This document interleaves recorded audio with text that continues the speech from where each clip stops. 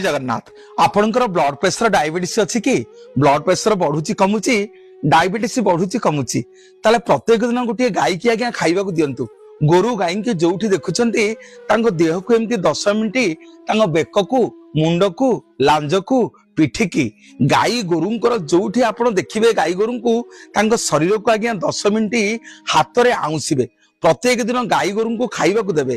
देखिबे जो blood pressure औषध आपण माने सबुदिन खाउचंती आस्ते आस्ते से ब्लड प्रेशर औषध पावर डाक्तर कमे कमे देबे। सेसुक आज्ञा आपण माने ब्लड प्रेशर पई औषध खाइबेनी जदि गाई देह को 10 मिनिट प्रत्येक दिन आउंसिबे आउ खाइबा को देबे। जदि आपनकर डायबिटीज अछि डायबिटीज आज्ञा कमुनी जेते डाक्तर चिकित्सा करूछंती प्रत्येक दिन गोबर रे आज्ञा 10 मिनिट आपनको पाद को थुंतु।